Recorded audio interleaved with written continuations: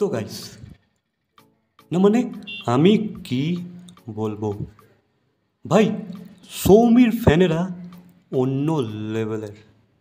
মানে সে যে কী লেভেলের ফ্যান্স অ্যাচিভ করেছে তার ক্যারিয়ারে, তার জীবনে, সেটা ধারণার বাইরে। ঠিক আছে, সেটাকে এক্সপ্লেন করা ইজ টাফ।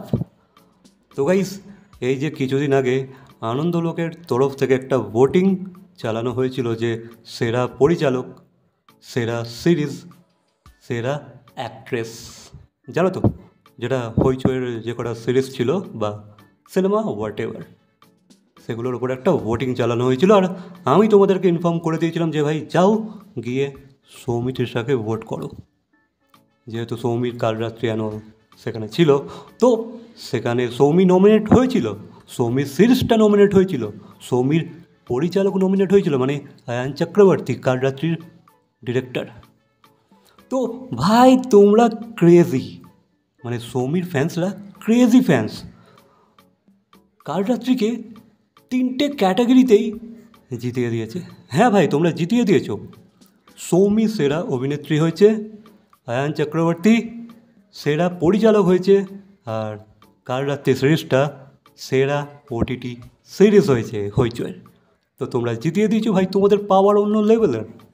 তোমরা দেখিয়ে দিয়েছো যে ভাই আমরা যখন আছি তোমার, হ্যাঁ, তোমার ব্যাকে যখন আমরা আছি ভাই, তোমাকে আর চিন্তা করতে হবে না। তো তোমরা আবারও প্রুভ করে দিয়েছো আর সৌমিকে জয়ী করেছো, সৌমির সিরিজটাকে জয়ী করেছো, সৌমির সিরিজের পরিচালককে জয়ী করেছো। তো এটা আমার জেনে খুব আনন্দ লাগলো। আমি তো খুব খুশি। আমার মনে ছিল, ঠিক আছে, যে তোমরা সৌমিকে ঠিকই জেতাবে। ভাই মেয়েটা কাজ করেছে সেরকম, পরিচালক কাজ করেছে সেরকম, মানে দর্শক শেষমেশ তাদের মতামত জানিয়ে দিয়েছে। আর কিছু বলার নেই, ঠিক আছে, সমালোচনা তো হবে হাজারো, কিন্তু at the end of the day result কথা বলবে, ঠিক আছে। So I am very happy. বাকি তোমরা কতটা খুশি অবশ্যই কমেন্ট করে জানাবে। ভিডিওটা ভালো লাগলে লাইক, কমেন্ট, শেয়ার, সাবস্ক্রাইব। তো দেখা হচ্ছে পরবর্তী কোনো ভিডিওর সাথে। Till then, by.